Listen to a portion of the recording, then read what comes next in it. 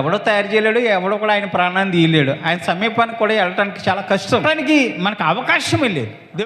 నేను నా గొర్రెలకు మంచి కాపరిని, నా గొర్రెల కోసం నేను ప్రాణం పెడతానన్నాడు. దేవుడు చూస్తున్న వాగ్దానం నెరవేర్చబడాలంటే ఆయన ప్రాణము పెట్టాల్సింది. గలతీయులకు రాసిన పత్రిక 1:4 ఈ మాటలు రాయబడ్డాయి.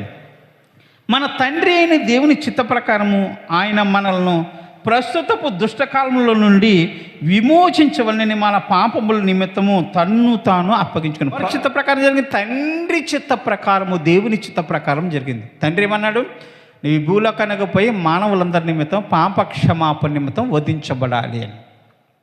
వధించబడితేనే పాపులందరికీ కూడా విడుదల, వధించబడితేనే వారందరూ రక్షణలోకి వస్తారు, వధించబడితేనే వారందరూ నీ ద్వారా నాకు కుమారులు అవుతారు. పాపముతో నిండిపోయి ప్రజలందరూ భూమి మీద తిరుగుతున్నారు, విచ్చలవిడి జీవితాన్ని జీవిస్తున్నారు.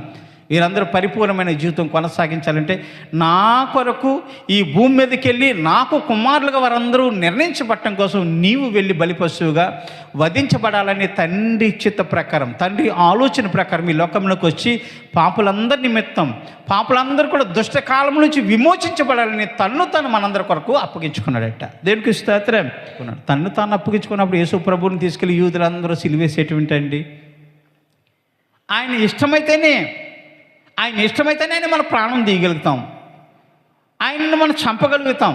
కానీ దేవుడికి చావు ఉందంటే దేవుడికి చావు లేదు. ఆయన ఇష్ట ప్రకారమే ఇదంతా జరిగింది. ఆయన ఇష్ట ప్రకారమే ఆయన సిలువని ఇక్కడ ఆయన ఇష్ట ప్రకారం ప్రాణం. నేను మొదటి వాడను కడపటి వాడను జీవించేవాడను మృతులనైతేనే కానీ ఇదిగో యుగ యుగములకు సజీవులై ఉన్నట్టు. యుగ యుగాలకి ఆయన సజీవుడై ఉన్నాడు. ఇదిగో మృతులనైతే ఒక క్షణకాలం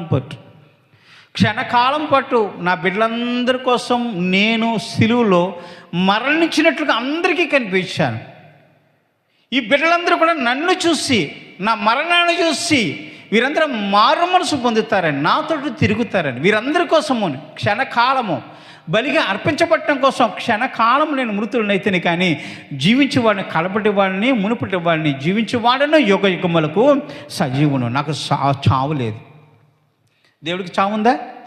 యుగ యుగములకు సజీవుడును, నాకు చావు లేదండి, నన్ను చంపాను అనుకోవటం అది అవివేకం. దేవుని ఎవరు చంపలేరండి. దేవుడు ఎప్పుడు జీవిస్తూనే ఉంటాడు. దేవుడికి పుట్టుక లేదు, మరణము లేదు. ఆయన కడపటివాడు, మునుపుట్టినవాడు. ఎప్పుడున్నాడో ఎవరికి తెలియదు. ఆది యందు నా దేవుని యొక్క రహస్యం ఎవరికి కూడా తెలియదు. కాబట్టి యోబు భక్తుడు అంటాడు, నీ సంవత్సరముల లెక్క మితి లేనిది ఎంత అని చెప్పడం. దేవుడికి ఇంత వయస్సు ఉందని ఎవరు చెప్పలేరు. నీ సంవత్సరముల లెక్క మితి లేదు. అది ఎన్ని సంవత్సరాలు ఎవరో గమనించలేరు. ఎప్పటి నుంచి ఉన్నవి ఎవరికి తెలియదు. నీ సంవత్సరం